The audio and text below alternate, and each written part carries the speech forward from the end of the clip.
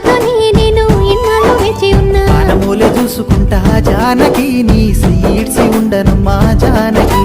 పానమూలె చూసుకుంటా జానకి నీ సీడ్సి ఉండనమ్మా జానకి.